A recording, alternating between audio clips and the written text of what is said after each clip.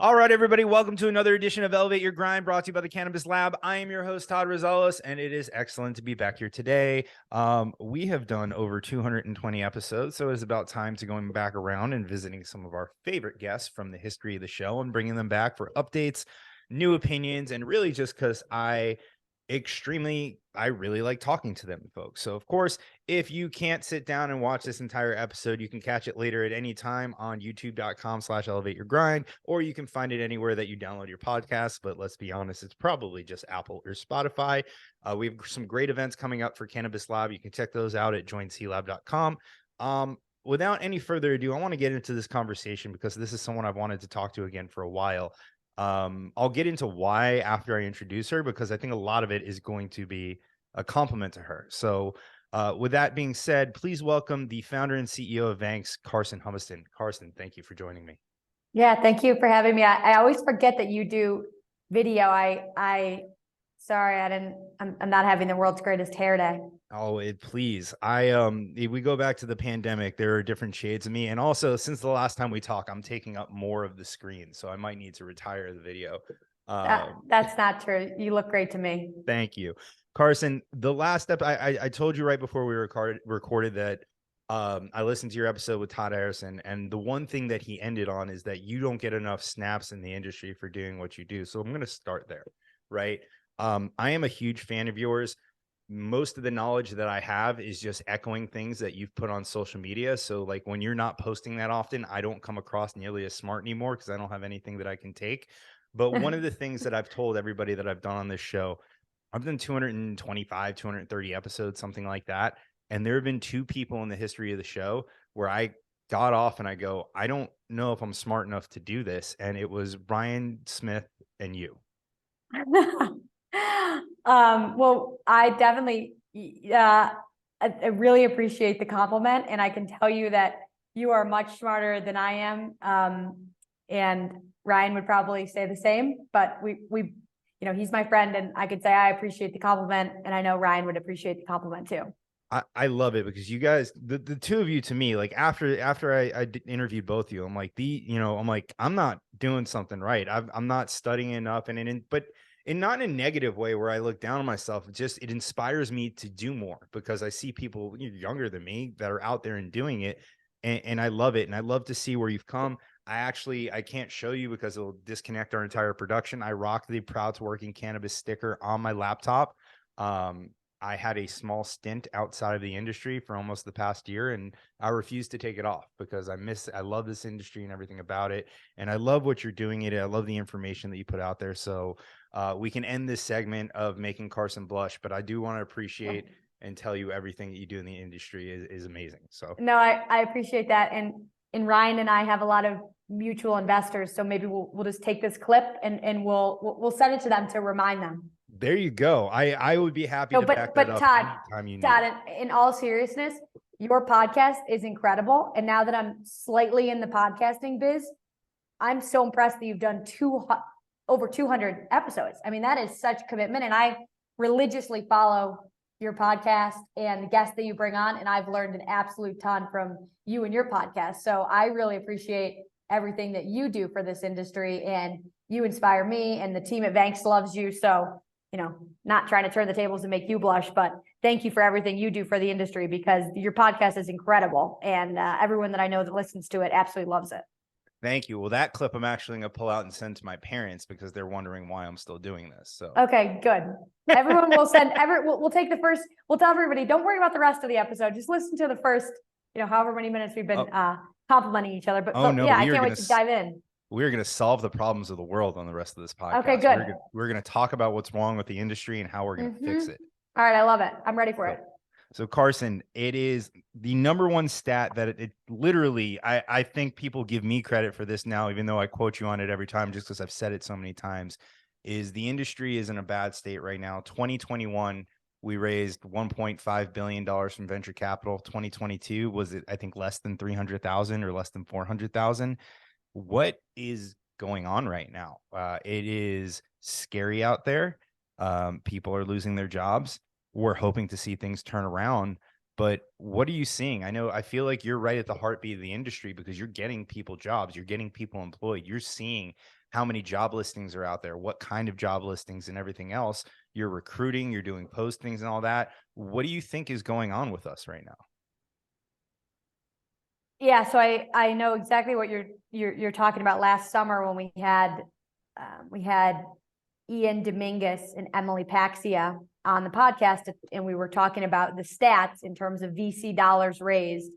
And actually, it's something like in 2022, VC funding was down like 90% in the cannabis industry, and it's actually gotten worse into 2023. So, look, a year ago, people were saying to venture-backed companies of all kinds, including cannabis venture-backed companies, that winter is coming or it's here, and there's a good chance that if you go out to raise capital, it's not going to be there. And so you need to focus on getting your business to a place of profitability, or a place where you're at least break even, so that you do not have to rely on other people's money to fund your business. And so I think the warning signs were here a year ago. And I think some people took that message to heart, and they looked at their business and they said, what do I need to do to get on the path to profitability and to be self-sustaining and to control my own destiny? And other people stayed in the 2020, 2021 mentality and mindset, where the next round was always going to be there. And I think a lot of people have had a very rude awakening. And I think that's why we've seen a lot of companies really in a tough cash in hard position. But on the other side, I think there's a lot of companies out there that did a lot of really hard work. They made hard decisions. They cut their expenses. They got to a place where they could be default alive. And we're seeing those companies really press forward and move ahead. And so I think that this is a moment where good companies are going to break out from the pack, and other companies are not going to make it. And that's just the reality of what's going on in our industry. And it's super unfortunate, because you just don't like to see companies going out of business or people losing their jobs, but that's the reality. And I'll stop there. But I think that what's going on is that there is not funding available. And so your business has to be self-sustaining. You have to figure out a way that you do not have to rely on investors' money to run your business. And if you're not doing that, you're in a very hard place right now, because there's just not capital available for the space. There's not. And it's crazy how much it has dried up. Like you said, over 90% decrease from the year before. It's not that there's not capital for anybody. It's not even like, okay, you have to button up your business plan and everything else, and only the best company. It's really just the tippy top companies right now are the ones that already have investors in the door that seem to be raising money. I have a couple theories around that, and I'm curious to know your thoughts on them. One of them, to me, and this is probably outlandish out there, but it's a podcast, so it's fun to think about this kind of stuff, is one of the last major industries that this country has seen emerge from nothing was technology. And really, when I say technology, the internet age, where most of the stuff that was created on the internet. You couldn't touch it, you couldn't smell it, you couldn't feel it. It wasn't physical product, right? To spin up a website, to add another piece to your website, to add a marketplace, whatever it is, it's coding. It's not, you don't have to physically wait for brick and mortar to be built. You don't have to wait for a product to be grown, and then all of a sudden we come into cannabis, and the last great returns that investors were seeing was from tech that can scale up very, very quickly, can hire, can spin up stuff, and they could grow without having profitability. And then like someone like Facebook can turn on ads, and there's more revenue coming in because they already have the user base.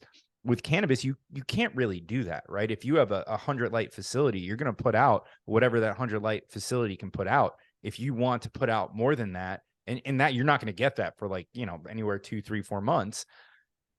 If you want to expand or you want to have hyper growth, you have to plan for it well ahead of time. You can't just all of a sudden spin it up. I can tell you from personal experience, I came from a world of software and services. And if I got 1,000 new clients in a month, like that, we can have 1,000 software keys. If all of a sudden with my last job running a cannabis brand, we had 1,000 new doors, I didn't necessarily have the product to put in 1,000 new doors. Mm-hmm. So is there a translation of people are expecting cannabis to be what tech was, and it just physically can't?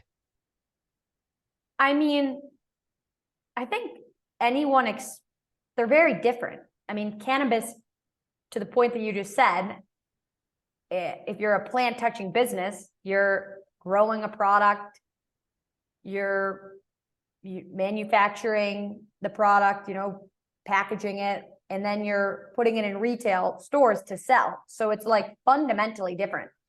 So anybody that thought that cannabis was going to be the same or have the same kind of economics, unless you're a cannabis tech company, but kind of putting that into another bucket. Anybody that thought that cannabis and tech as two broad industries were going to be the same is just dumb. I mean, that's the dumbest thing I've ever heard. They're very different. I mean, to your point, like, you got to win a license, find a facility, open the facility, staff the facility, grow a product, test a product, extract the product. Like, could not be more different than building a piece of software that can scale very quickly, which is why a lot of cannabis investors and cannabis investment firms was like, we are not going to do the plant touching. We're going to do the ancillary business, the business like a Vangst and like a LeapLink, Ryan's business, and like a Dutchie, because you can build the infrastructure and you can scale across multiple states much more quickly. Do you think that because that was my next theory is, there's always that old adage is you don't get rich off mining for gold, you get rich off selling the picks and shovels. But if people stop coming to mine for gold, nobody's selling any picks and shovels. So we look at the Series A, the Series B that a lot of the ancillary businesses raised, and they raised a significant amount of capital. And I don't know if you've looked into this. If anyone has, I'd imagine it'd be you. The amount of money that the actual plant touching businesses have raised versus the ones that are ancillary, I feel as if that, there was a lot of money that was dumped into the ancillary businesses because people were afraid of plant touching for the reasons that you said, and also because of the federal legality of it, that, there weren't enough gold miners coming in to sell all the picks and shovels to. All of a sudden, you scale up as fast as you can, you have a solid market share, and then there's just nowhere to go from there. I think I would definitely agree with that. I think that tech companies actually probably grew faster than the market could grow. So I would imagine there's a lot of tech companies out there right now that they could service a lot more customers than they're currently servicing, and they're now slowed down by the pace at which the industry is growing. So let's just take a state like New York, right? Supposedly there's going to be 75,000 jobs created in New York. We're ready to rock. Let's get these jobs on Vangst.com. We have the infrastructure ready to go. We can fill those 75,000 jobs on our platform. We're ready. But if the jobs aren't there, there's not much for us to do in New York. And that's the same across every single ancillary business. So I definitely think that has slowed down the growth of ancillary businesses. I mean, you're exactly right with what you just said. Ancillary businesses can only grow as fast as the plant touching businesses, because that's who our customers are. Yeah. So we're all in a moment where we're waiting. And to the point earlier, where you have to be able to control your own destiny and weather the storm. Listen, I would love for all these markets to come online and to hit the gas and to rock and roll, but that's not what's happening right now. And so you have to have enough cash so that when that happens, you're ready to go. And so you have to stay alive. You have to stay on the field. I mean, I was listening to a great podcast the other day, and they, the founder on the podcast said, the game of entrepreneurship is staying alive. And in order to stay alive, you need to have a heartbeat.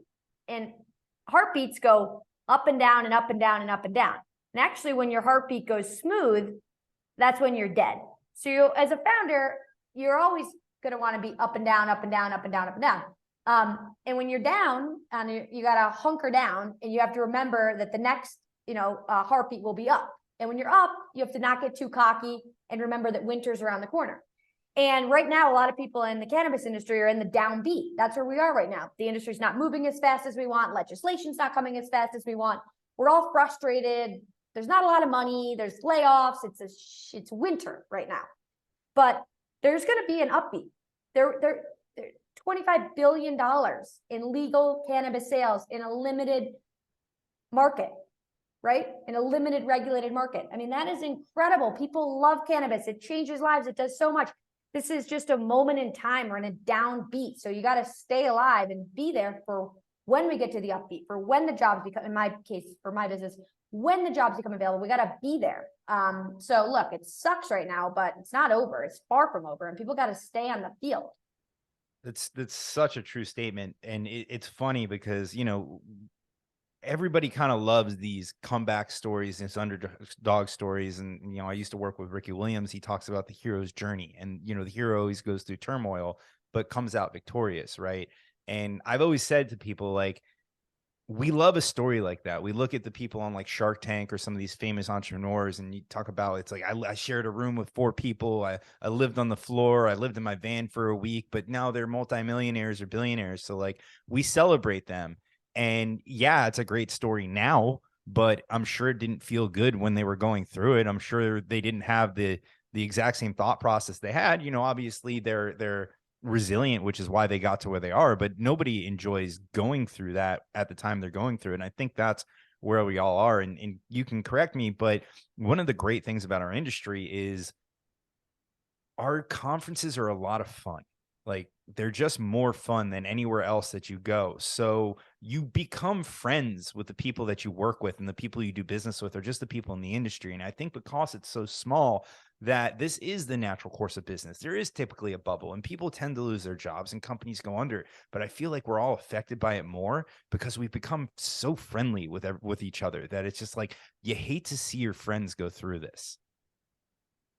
Yeah, I agree. And to a certain extent, everyone's going through it together, right? It's not, you know, I find a little bit of comfort in, it's not like I'm looking around at these, you know, other companies who are just exploding and just crushing every single piece of it. I mean, everyone in cannabis is having a challenging time right now. And to your point around friendships and remembering what we're all here for, even though there's competitors in the space, and even though there's different people and different players and different interests, you know, at the end of the day, we all have a common goal, right? And that is to make cannabis accessible to everybody in America.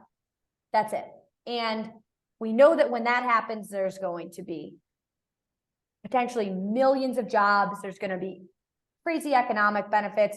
Talk about an industry that can truly make just a general impact and help undo some of the horrific wrongings that occurred because of the war on drugs. So there's just like so many, not to mention the medical benefits. I mean, there's so many great things that will come from this industry. And so we all do have this like thing that we're all kind of all going towards at the same time. So I feel like that makes the camaraderie that much stronger, and that makes it exciting when you go to a conference and you see your friend or your customer that you haven't seen in a year, and you're like swapping war stories. And I think that at the end of the day, when we all get to the goal that we're hoping for, it's just going to be crazy incredible. And, you know, success doesn't happen overnight.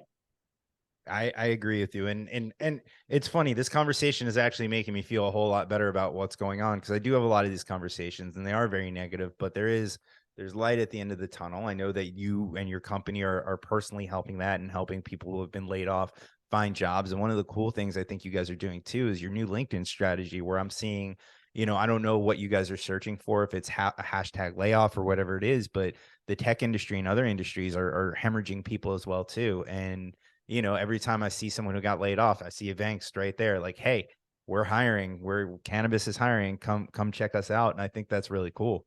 Yeah, that's all Annalise, who runs our social and our marketing. And she told me that she's been doing that. And I've actually, it's been popping up on my LinkedIn too. And it's really cool because look, we definitely don't have as many jobs as we had on our platform 2 years ago, but I'm just going to look right now. And I mean, but right now on Vangst.com, there's been 1,321 jobs posted in the last 30 days. So, I mean, that's, you know, there's still 1,300 jobs for people out there. I mean, not zero, put it that way. I'd love it to be 10,000, but it's not zero. Yeah.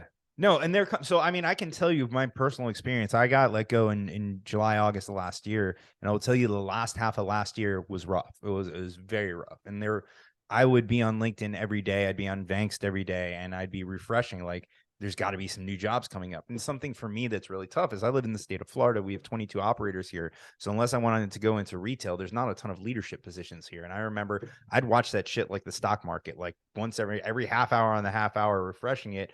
And come into the first half of this year, that changed a lot. There are a lot of good positions starting to open up, companies looking to open up their doors again. That's just from my own personal experience. And I'm one of many, many people. You guys did a fantastic job of compiling a jobs report. So let's kind of break down what you're talking about, what you're seeing. So, going through the report, and I don't have the best memory. Maybe that's a side effect of being in the industry, but I know that we did lose jobs for the first time this past year. It wasn't a ton. There were less this year than the year before, but it looks like to me that you have all these great emerging markets that are growing like wildfire, but a lot of the mature markets are starting to level out and maybe shed some of the fat, or they're just, the natural course of business is happening. Yeah. So the 2023 Vangst jobs report, which we partnered with Bo from the Whitney Economics and Bruce Barcott, who used to be the senior editor at Leafly, who used to produce this report. And now this year, Vangst picked it up and took it over. It fits better with what we're doing than what Leafly's doing. But Leafly, we got to give them credit because they're the ones who had this idea to start this. So we're super proud to pick up the partnership. But, what we found in the 2023 Vangst jobs report was that there's 417,000 full-time jobs supported by legal cannabis as of early 2023. And now that's down 2% from 1 year ago. And it's the first time in the history of legal cannabis that we've seen a decrease in jobs since this report started coming out. So now what is interesting is, when we look at where did the jobs decline versus where did the jobs pick up? And so to your point around the jobs that created a lot of jobs, the markets that created a lot of jobs, we did see that. So in Missouri, as an example, we saw a 350% increase in jobs. So there was 6,958 new jobs added in Missouri. In Michigan, there was a 14% increase in jobs. We saw 4,253 new jobs created. In New Jersey, there was a 133% increase. There was over 4,000 jobs created. So we saw new markets with job gains. Some other markets that had jobs gains were Florida, New Mexico, Montana, Ohio. But then to your point around, all right, well, then where were the biggest job losses? This is very interesting. California, we saw them lose 12,600 jobs. That's down 13%. Colorado, we saw them lose 10,481. That's down 28%.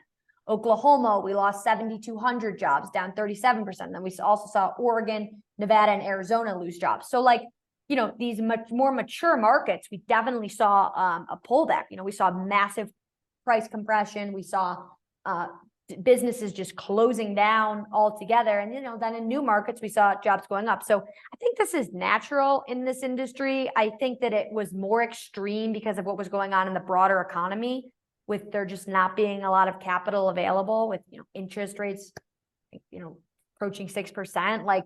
There's just not, free money was over in general. And then you add cannabis on top of it. But I think this would have happened even if the economy wasn't in the tank. This happens for new industries and new markets. We're just, this is a new thing.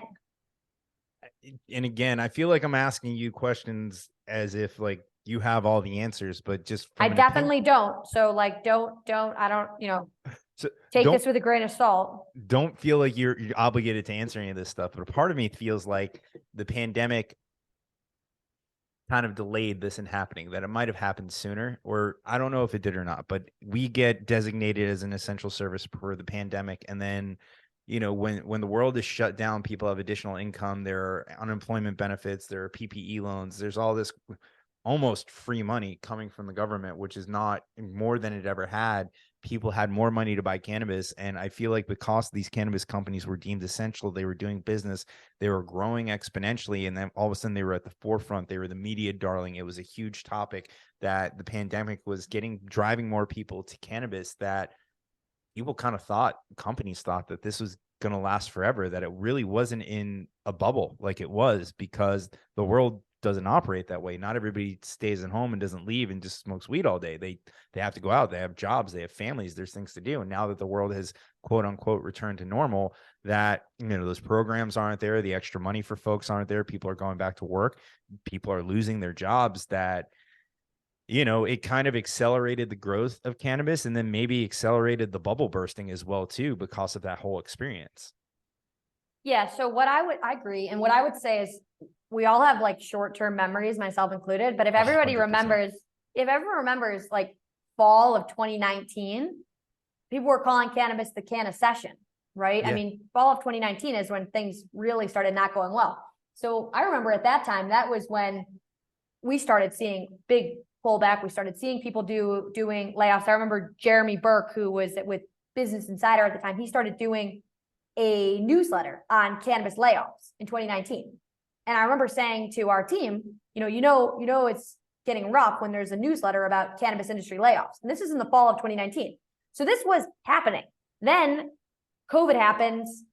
All the things that you just mentioned happen. Cannabis is deemed essential. People are at home. People are consuming more vices than ever before. People are getting stimulus money. It's artificially inflated. Now that's over, and we're honestly just back to where we were in 2019, except I would argue it's worse because you layer on the broader macro environment trends. Oh, and you layer on the fact, who the F knows when we're ever getting any form of legislation, right? Like, I mean, 280E, cannabis businesses are being taxed at an effective 70%. I think for a period of time, investors were like, okay, this is fine. We're going to help these businesses cover the gap between being profitable with 280E in place. As soon as 280E goes away, these are going to be ATM machines. Now, no one really knows when 280E is going to go away. So nobody really knows when exactly businesses will be able to be more easily profitable. So it's just like way too risky of a bet. I feel like cannabis has gone into the like non-investable bucket because it's just like too risky and there's too much unknowns and it's taking too long. And investors are impatient, especially in this kind of environment right now. So yeah. I think like we're going back to 2019, only this time it's worse because of things that are not even cannabis specific. And then of course, 2019 was a long time ago and we've made minimal progress on the legislative front from most outsiders looking in perspective. Look, that's my take. Get grain of salt, but like that's what I think. I recently see like a bunch of the comedy podcasts putting disclaimers across the bottom, like this is for fun. It's not actual advice. I might have to start doing that. You make a good point though, because I joined the industry in 2018 and I remember walking around conferences and everybody saying that federal legalization was 5 years away. And now it's 2023 and people are still saying that it's 5 years away. Like that 5-year number has not changed. I know that Vangst had just recently celebrated its 7-year anniversary. So you supersede me in this industry by like 2 or 3 years. Like, I feel like that's a big part of it is everybody had this pie in the sky. Like, oh, the cat's out of the bag. You can't put it back. And they've got to have legislation. 280E's got to get removed. And like you said, once it's gone, they're going to be ATM machines. But I think we all make these assumptions, and by we all, people smarter than myself and you, that this legislation is going to come, and then the rest of us kind of have gotten to the point where we have to operate the way that things are today. We can't operate a business on what might happen in the future. Like, yeah, we can have a plan for it in case it happens, and that's going to be great. And it's actually, selfishly, I'll tell a story. I remember one of the first things I did is I got invited down to Canna, Mexico, that was run by the former president. Oh, yeah, I remember that. Yeah. Vicente Fox. And I got to do this thing called Cannapreneurs. And it was really cool. And I got to sit with all these young Mexican entrepreneurs and give them why they picked me to give them advice was stupid, but it was a lot of fun because it was, giving them my opinion. And I had these 2 kids that were talking about helping California brands sell in Mexico. And I'm just like, well, you can't bring stuff across the border. Like, well, yeah, we feel that that's going to go away soon. And I'm like, oh my God, you cannot build an entire business around the principle that you're going to have not just, we didn't even have an interstate commerce at that time, but international. But international, that is just the most ridiculous thing I've heard. Yeah. So I told them not to do that. I'm like, I really hope you're not taking this the wrong way. But I think a lot, like to your point, I think you just also like, I don't know that you want to end up in like Mexican prison for like bringing in drugs, but just that sounds like a do not do anything like that kind of business. They were telling me at the time that there was more cannabis coming south across the Mexican border than going north because all the people in Mexico were actually just driving across the border, buying weed and bringing it back. Look, I can't comment on that. I don't know anything about it. All I know is that I don't want to, I do not want to break any laws in any countries, anywhere. And I do not think I would do well in a Mexican prison. And I don't know many people who would. So I think that business is not it. No, it was not a good idea. But my point of bringing that up is I think a lot of people have that mentality here in the US is that, you know, 5 years is that 5 year concept. In 5 years, this is going to be a lot more profitable because things are going to change. And it just hasn't. More states have come online. We're starting to see some states give some kind of 280 relief, but generally across the board, cannabis legislation has not changed. The government is not keeping up with the court of public opinion. And you listen to news articles and news reports and everything else, but the government's not doing anything about it. They parade safe banking into the Senate once a year, and then it just dies again. So, I think we both made that point that a lot of people invested based on assumptions that were going to happen. 100%. And they're not happening right now. And therefore, like I said earlier in this episode, entrepreneurs and everyone has to be in control of their own destiny in this industry. And if you're not, like, you might get lucky and you might be able to attract capital, but I don't think the strategy is build a business that's required that you have to raise a ton more capital to run. You've done a great job of building your business. I also think you do a great job as a leader, because I haven't met anybody on your staff I haven't met anybody who ever has a negative thing to say about you, but they're out there. I got to tell you, there are people out there, but I appreciate the compliment. I always encourage trolls on this show because you guys help with the algorithm and engagement. So if you have anything mean to say about any of us, please list it in the comments. And as I always say, don't argue amongst yourselves, argue with everybody else in the comments. So this way there's a lot of engagement. Pick a fight with somebody else in the comments, please do that.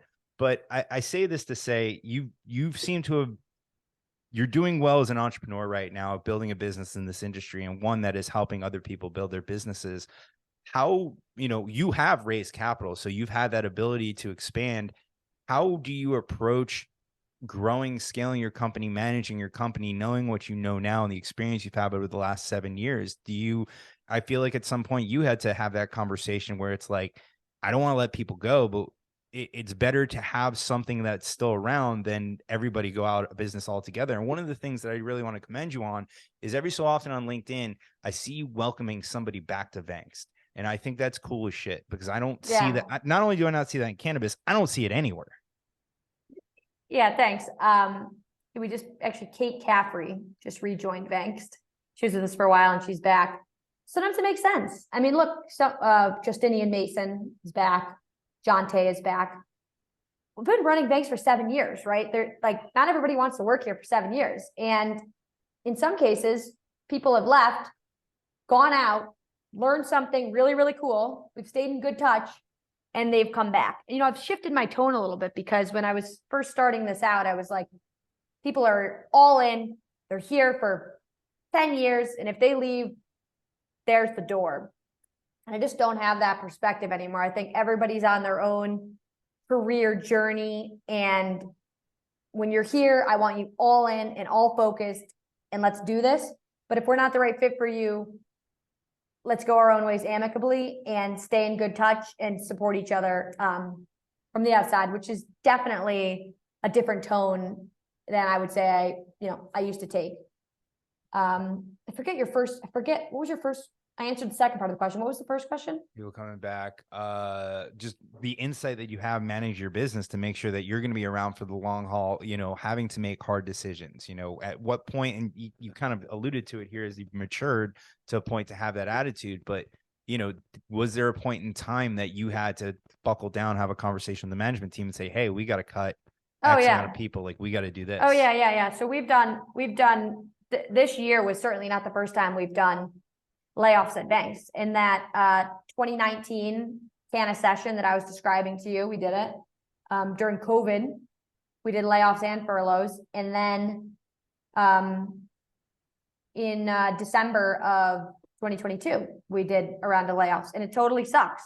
It sucks. You do not want to let people go, but the alternative is that the entire business goes out of business. Yeah. And at the end of the day, when you're in a business like ours, it's kind of external market facing. When there's a ton of hiring and a ton of demand, you can afford to have more employees than when funding dries up by 90% and companies are laying people off. So we definitely felt demand slow down here. And it's my job as the founder and CEO to protect and preserve what we've built and make sure that we're going to be here on the other side of this, so that to the, what we were talking about earlier, so that when the states do open up and when the demand does come back, Vangst is here and ready to service customers. I mean, we've never said that, we want to be here for 5 minutes and make a quick dollar. I mean, we've been at this for 7 years, and we've made mistakes and we've learned things and we've done some things really well, and there's things we can do better, but like, we want to be here for the next 7 years. And that means that we cannot run out of money. And look, I say it just like that. What I just said to you, which is now going to be on YouTube, is exactly what I said in the all hands and exactly what I would say to any employee that comes to talk to me about it. And that's it. Like, there's nothing else to say. We got to be here. Demand is down. If our revenue's down, that means we have to bring our expenses down, period. Like I said, I think it's super cool that you're bringing people back. So there's two more things I want to touch on. I want to go back into the job reports and the emerging markets and where you see opportunity. But I think there's some unique challenges that people that have been laid off in cannabis are facing right now. I think there are two things. One of them is, I feel like, and I don't know if you see this, I feel like once you've worked in cannabis, it's hard to get a job outside of it because of the stigma related with it, and depending on where you were. I saw someone post, I don't remember who it was, I wish I did so I can give them credit, but I saw someone post recently saying that there have been a ton of people that have worked in cannabis tech that are trying to go back into traditional tech, and they're just not being given fair looks.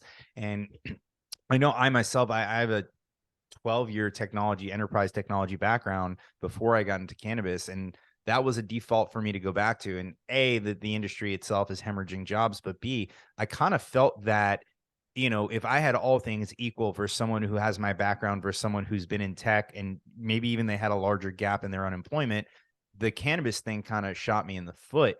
Do you think that other industries are hesitant to hire folks from our industry when they're ready to kind of get off the boat for a little bit so they don't have to deal with the hecticness of the industry? I know what post you're talking about. I think it got a lot of traction. I also can't remember who wrote it. I don't know. I hope not.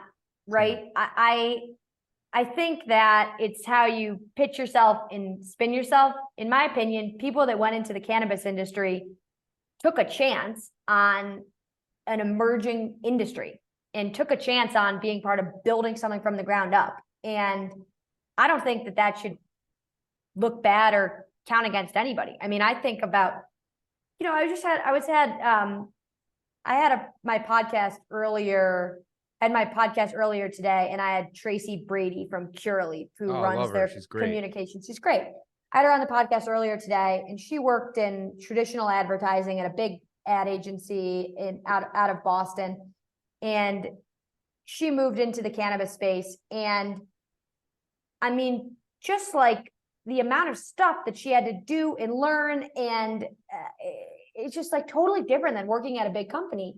And I think that's such an incredible experience for anybody to have, and frankly would make them more valuable if they went back into the quote real world. So look, if I owned a business not in cannabis, I would be interested to hire someone from cannabis because of all the shit that people in this industry have had to go through. It'd probably be like a walk in the park. I mean, one of my investors, it's a non-cannabis investor, was like, if you could run a business in the cannabis industry based on all the stuff that you tell me about every single day, I think you're going to be fine running a business anywhere. So, maybe that's all of us just telling ourselves what we want to hear, and this is a giant echo chamber. But I, for one, think that it's how you pitch yourself, and cannabis is a great experience, and people that can get through like all the craziness in this industry could do great elsewhere. And I would love to hire those people.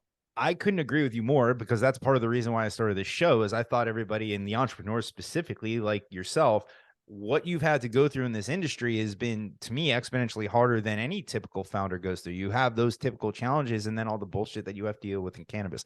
I will tell you that if you work outside of this industry, there is a stigma associated with you.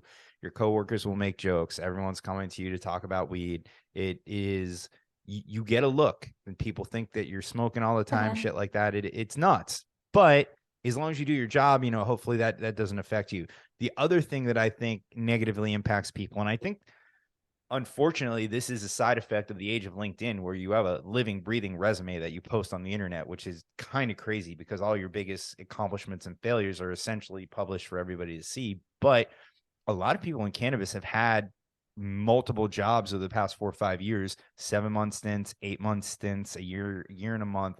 And, you know, typically, at least historically, that's been looked at negatively by hiring managers because it's, oh, they can't hold down a job or something along those lines. But at the end of the day, you and I both know in this industry, there's bad fits. There are bad companies. There are companies that have gone out of business. It is an industry of startups. Do you think that also negatively impacts the chances for people in this industry to get employment? And I understand it's different to me once you get to the actual interview phase where it's, I can now tell you my story from my own words. But when I'm going through the application phase, and a lot of times some people have algorithms that are searching through resumes, especially bigger companies, I feel like that is a kind of a notch against them sometimes. Yeah. And look, I would be lying if I said sometimes when I see someone that's bounced from 6 jobs, wondering what in the world is going on. I think some people have just gotten unlucky too. I mean, there's someone that works at Vangst that got laid off 3 times, and it was just all like, you know, a couple months there, company got into a bad place, like totally not Enron to Silicon Valley Bank to yeah, I mean, yeah, and hers was, you know, cannabis, and mostly cannabis specific, but so some people just get a little bit unlucky on that front. And yeah, it's unfortunate when that happens, but yeah, it's not the best look when you stay places for a couple months at a time. So what I would recommend to those kind of candidates out there is when you're going through the interview process and picking your next place, really picking a place that you've done your due diligence on, right? You've talked to the founder about if they're a venture-backed company, how much runway do we have? If we do need to raise more, what milestones do we need to hit? And have we talked to our board about this? If we're getting onto the path to profitability, what milestones do we have to hit?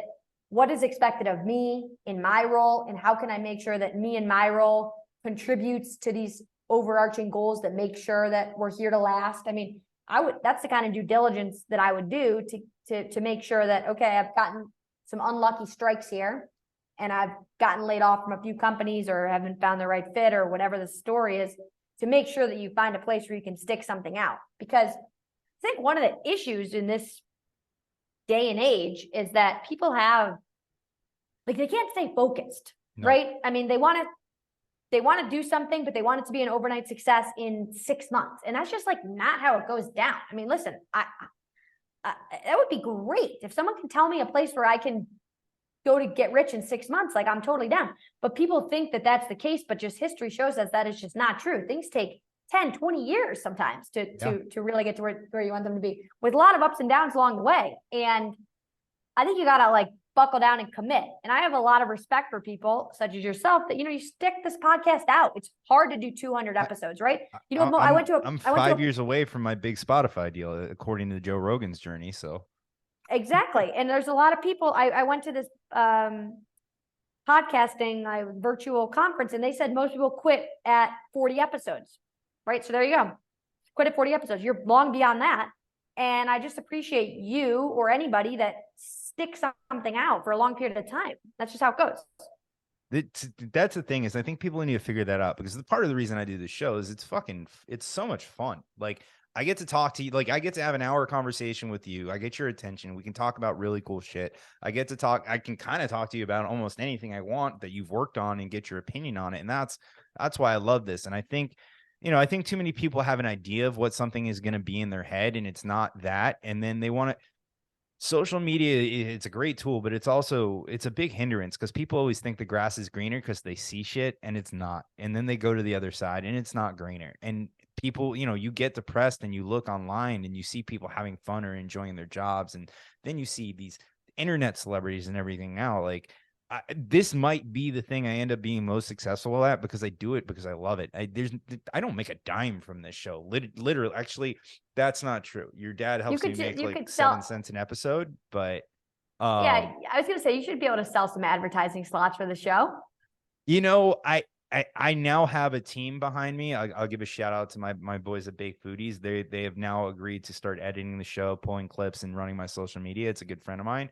But yeah, this was just kind of a hobby for me. And like I said, even your dad was the one. He reached out to me. By the way, your dad is an awesome person. His helped monetize the show a little bit, and the Humiston family is a great family. I will say that. For people listening that don't know, my dad runs a podcasting business. My brother helps him with it, and they produce our podcast and they produce a lot of shows. That's why you in the got that cannabis swanky industry. theme music, huh? That's how I got the swanky theme music, and yeah, it's fun.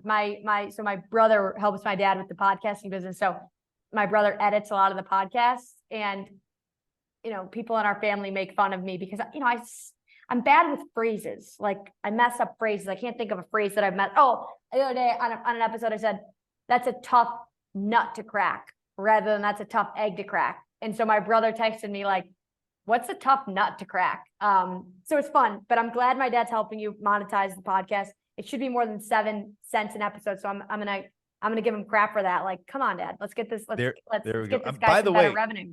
You said a tough nut to crack. I thought you were right. Wait. I just messed it up. Sorry. I said a tough egg to crack. Okay. Got it. See, I can't even do it when I'm retelling the story. But so you say that, but you also have like one of the most iconic taglines in our industry, which with the proud to work in cannabis. And I actually think I don't even know if you guys had that the last time that we spoke, which was 2020, but I see it. I love the neon signs. I love seeing it around the office, and I love the stickers. Like, hey, but I also have to at some point probably grab a T-shirt with it because I love it. And I'm not somebody who wears pot leaves, and I'm not super like cultural when it comes to that. And most of the weed stuff I wear is kind of the if you know, but there's just something about that phrase where it's like I have no shame putting that one out there. Yeah, Kelsey Applebaum from our team came up with that, and one of the smartest marketing things we've done. And we did it for a Hall of Flowers. And actually at the Hall of Flowers, we did a photo booth. And if you took your photo in front of the Proud to Work in Cannabis sign, you got the printout that said Proud to Work in Cannabis. And it's just one of those things, just went super well. We ran with it. We've got it as a tagline. We've got it in the office. We've got it at all of our booths. We got it in all of our swag. We did a podcast around it. So glad you love it. And a ton of people love it. So it's worked out. Yeah, I mean, the swag company alone could probably be its own entity there with everybody in the industry. So that'd be a cool thing to collab with different brands on. Just thoughts. But so we talked for about 50 minutes of everything that's wrong with the industry. Let's talk about why the future is still bright. I'm very, very bullish on this industry. Obviously, it's not going anywhere. The cat has been out of the bag. It has its challenges, but one industry doesn't. And, I think our friends that have been laid off will find their spot in the industry at one point or another. And I hope that we are all better for it and that we're all in great positions. But there is opportunity out there, and there's a lot of opportunity in emerging markets. So what would you say to people that are looking to either stay in the industry or folks that are looking to get into the industry? What kind of opportunities are there? Where are the opportunities, and what are the positives that you're seeing? Yeah, so we're doing so before COVID, we always had career fairs in various states, and they're in person and they're super cool. We're bringing it back on August 16th in Colorado. So I'm going to send you the info on that because we're going to take these career fairs to various states. And even if there's not a ton of jobs, companies will go, hiring managers will go, we'll have speakers, and it'll just all about getting in and getting ahead in cannabis. So I'd say, if you can come to one of our in-person events, that would be great. I would say going to Vangst.com, making a profile, looking at the jobs. We now have a learning product where you can go and learn trimming 101, bud tending 101, things like that. So just like constantly learning, staying up to speed on what's going on in the industry and new markets, finding podcasts finding podcasts like this one that you can listen to and you can stay up to speed on what's going on, finding people on Twitter that you want to follow, newsletters that you want to read, and just learning as much as you can is like step number one in networking and getting in. You and I both started with not knowing anyone in cannabis. And now 7 years later, and we can pick up our phone and text basically any company in the industry that we want to text. If we don't know someone there, we know someone that knows someone. But that was done. You and I do not have any kind of superpowers. We're not geniuses. There's nothing special about us, no offense, other than we worked hard every single day and got to know people. And My anybody parents said the listening can exact do same that. thing to me. There's nothing special about me. And so do mine. And so, you know, there's Todd, there's, you know, I like anyone out there can go and do what we do. It's a matter of if they're going to go and do it in the cannabis industry. So that's what the first thing I would say. If you want to get into this industry, I know you can do it. And I just told you a couple steps as to how. And it's putting one foot in front of the other, staying on top of the space, getting to know people in the space, and problem solving, finding problems in the industry and figuring out how you're going to solve them, either for your own business or another business. In terms of what I'm looking forward to in the space is, look, I'm looking for, I think that we've been on this down heartbeat for a minute, and I'm looking for an up heartbeat. I'm hoping that, and I'm sure everyone says this, but I'm hoping for some movement in Washington. I mean, safe banking would be a huge win. Rescheduling would be a huge, you know, it would be just a huge win. So we could get rid of 280E. You know, I'm looking for some movement in Washington just to help the mentality of everybody. And I'm just also looking forward to seeing just like how it all plays out, right? It's super interesting to watch. Like, we're literally watching a new industry unfold before our eyes. It's crazy, but it's super fascinating to see how it all unwinds. I really feel lucky to be part of a brand new industry, even though there's a lot of like not great days. I think we all have to be thankful that we're here and we're on the field. So I'm excited to keep building with the people that stay on the field and see how this thing shakes out and make the most of it every day. I mean, I guess that's all I can say, but I do just want to acknowledge that it has been hard, and it's been hard for everybody. And, you know, I'm a glass half full kind of person, so I'm obviously going to come onto this podcast and be positive, but there's certainly been days where I've just been like, oh my God, what am I going to do? So I hope that people out there know that the struggle is real, and find good friends and find mentors and find people to talk to you about. We're all going to get through this and get to the other side, but you're not alone if you're struggling and feeling like a failure a little bit, because I certainly feel that a lot. Yeah, no, I appreciate you putting that out there. Your guys, make sure to check out Karson's podcast as well, the Proud to Work in Cannabis podcast. It is a great listen. She has some phenomenal guests, and you know, it's always good to hear multiple opinions. I had another thing that I wanted to bring up. It kind of escaped me. Yeah, I can't think of it. But no, you're 100% right. It is cool. Oh, so one of the coolest things I think about, you say that you feel lucky to be in this industry at this point in time. And I certainly do, especially in the position I am behind this camera and microphone, because I don't know if there's a podcast I like to listen to. I don't know if you're familiar with it, called Business Wars. I've heard of it. You know, I think it's one of the ones I have to get into, but I haven't yet. It is awesome. So it's classic business wars, like Ford versus Chevy, Nintendo versus PlayStation, you know, Kellogg's versus Nabisco, and kind of how their competition shook out. And they do these like reenactments. Like, have you ever seen like the cars that built America or the food that built America? Oh, It's yeah. kind of, it's like that, but in podcast form. And I feel so lucky because you hear all these it's on Wondery. Wondery, yeah. Yeah. I feel lucky because there's all these cool stories about like when Henry Ford ran Ford, and when, you know, the person whose name's on the building is running the company. And one of the cool things I love about being in our industry, and because it is physical product too, is I'm at a point in time where the founders are running their companies in this industry, and like they're super involved. You know, you guys aren't chairmen of the board yet. You haven't been put on the roof yet if you've ever watched Silicon Valley. So like I get to sit and watch, like I was talking to Ted Lighty yesterday. I get to watch Ted run Alien Labs. I get to watch Caleb run Connected. I get to see Karson run Vangst. Like, I think that's really cool. And I don't know, maybe I'll do a business wars for cannabis in 20 years from now. But I think that's one of the coolest things about being in this industry. Last question, Karson. Will Josh Allen take us to the Super Bowl this year, or will he falter in the playoffs again? I think he'll take us to the Super Bowl this year, but I've been saying that every year for, you know, I think I went to my first Bills game when I was 2. So I have been saying that. I guess if I went to my first game when I was 2, I guess I've been going to Bills games for 28 years. And I've probably been saying that every year, but Bills Mafia, and I'm putting my money on Josh Allen. Yeah, I am too. I've talked a lot of shit throughout history. I was 2 years ago when the Super Bowl was in LA, is when I was with Heisman, and we did a big event around the Super Bowl. And I remember thinking like, if the Bills go to the Super Bowl, I got to tell them I'm not going.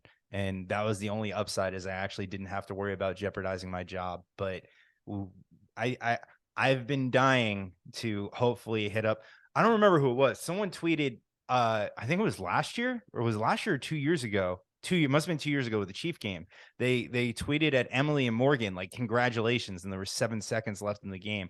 And I remember just calling him out on Twitter. I'm like, why the fuck would you say that? Why would you say Oh that? The my game's God, not that over. yeah, I remember that. That was like truly a, and I actually am just kind of started, like, I've gone to a lot of Bills games, but I was never really super into it.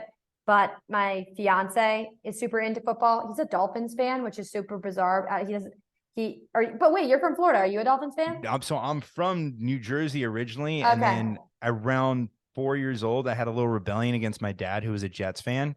And Oh, it was when the Bills went to 4 straight Super Bowls, so I became a front runner Bills fan. But I've okay, stuck with good. them ever since I was like 4 or 5 years old. Okay, I love that for you. But anyway, Jeff, my fiance, is super into football, so it's like always on in our So, house yeah, now. so I hate the Dolphins like the rest of you. Yeah, I mean, I don't know why he likes that team, but whatever. So I've been watching more and more, and I remember that game. I just was like, mind, blowing my mind. Yeah, I just remember seeing that tweet on Twitter. I even like I think I emailed Morgan and Emily. I'm like, hey, I'm sorry if you're actually friends with him. He just jinxed us. Yeah, he did. Whoever the person was. Cool. Well, Karson, I know we've taken a lot of your time. Is there anything you want to promote or talk about before I let you go? No, I just want to say thank you to you for all that you do for the industry and for your friendship. It's been great to get to know you and watch you over the years, and you're total inspiration to the industry. So keep doing what you're doing. Everyone loves your podcast, and I feel honored to be on it today. Thank you, Karson. You have a permanent spot on this because mainly, like I said, your LinkedIn feed is typically where I get most of my research and information. And, you've been an inspiration. I feel a little bit more prepared for this conversation than the one we had last time, which I hope is a sign of my maturity. But it is a pleasure to have you on this show whenever you'd like to be here. Yeah. See you soon. All right. Well, thank you to Karson, and thank you to everybody else at home. This has been another episode of Elevate Your Grind. Of course, if you missed any part of this episode, you can check it out at youtube.com/elevate your grind for all things C-Lab. Check out joinclab.com, folks. It's been a pleasure. We'll see you next time.